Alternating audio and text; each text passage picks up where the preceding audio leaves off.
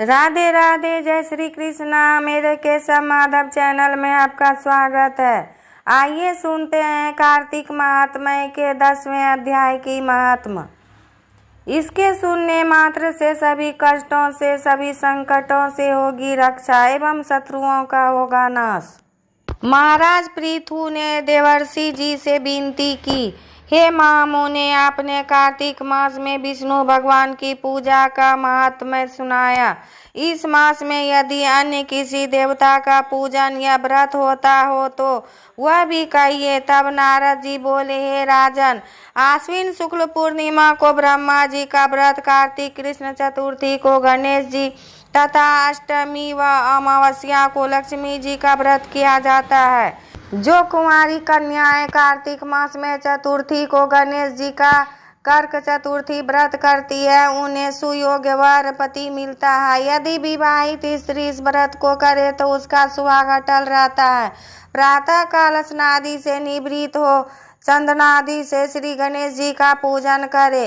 फिर सायंकाल गणेश जी का पूजन करके चंद्रमा का उदय होने पर उसको अर्घ्य देवे। तत्पश्चात उत्सव मनाते हुए भोजन करे। सुहागिन स्त्रियों को अपने सुहाग की रक्षा के लिए यह व्रत अवश्य करनी चाहिए। कर्क चतुर्थी व्रत के महत्व का वर्णन करते हुए नारद जी ने कहा, हे राजा पृथु, अब इस व्रत का एक इतिहास हम तुमको सुनाते हैं, ध्यान पूर्वक सुनो। भद्रावती नगरी में सुधर्मा नाम का एक राजा था। उसके रविदत्त, सुशर्मा, जय शर्मा, अशुशोभन नाम के 4 पुत्र तथा वीरमती नामक एक कन्या थी। सुधर्मा ने अपनी कन्या का विवाह देवव्रत के साथ किया था। वे दोनों प्रेम पूर्वक रहने लगे। एक दिन अचानक घर पर सर्प द्वारा काटे जाने से देवव्रत की मृत्यु हो गई। यह देख वीरमती जोर जोर से रोने चिल्लाने लगी। आवाज सुनकर उसके माता पिता, चारों भाई तथा पूर्ववासी भी वहां पर आ गए और देवव्रत को मरा हुआ देखकर समस्त नगर दुख के सागर में डूब गया। उसी समय दुखों को दूर करने वाले महर्षि पुलस्त्य मुनि अचानक वहां आ पहुंचे।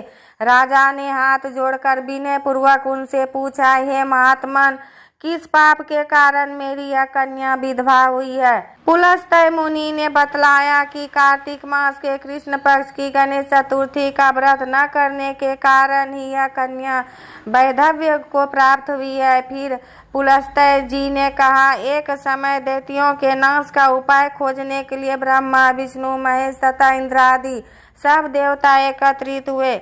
उस समय ब्रह्मा जी ने कहा कि गणेश चतुर्थी का व्रत संपूर्ण विपत्तियों का विनाश करने वाला है। तब सब देवताओं ने कार्तिक कृष्ण चतुर्थी को व्रत किया, जिससे दैत्यों पर विजय प्राप्त हुई। विजय होने के बाद समस्त देवताओं ने गणेश जी से कहा कि वर मांगो। तब गणेश जी ने कहा कि जो स्त्री कार्तिक कृष्ण चतुर्थी का व्रत करे उसका पति चिरंजीवी तथा जो न करे वह विधवा हो। अतः समस्त स्त्रियों को यह व्रत अवश्य करना चाहिए। हे राजन, तुम्हारी कन्या ने इस व्रत को नहीं किया था, इसी कारण यह विधवा हुई है। यदि अब भी यह व्रत को करे तो उसका मृत पति जीवित हो सकता है। इतना कहकर पुलस्त्य मुनि चले गए। तब राजा ने अपने जमाता का शरीर तेल में सुरक्षित रखवा दिया। इसके बाद जब कार्तिक मास आया तो उसकी कन्या ने विधिवत व्रत करके उद्यापन में ब्राह्मणों को दान दक्षिणा देकर उन्हें संतुष्ट किया, जिसके प्रभाव से उसका मृतक पति पुनः जीवित हो गया। नारद जी कहते हैं, हे राजा पृथु, सौभाग्यवती स्त्रियों को अपने सुहाग की रक्षा तथा संतान प्राप्ति के लिए यह व्रत जरूर करनी चाहिए। इति 10वां अध्याय समाप्त हुआ। राधे राधे, जय श्री कृष्णा।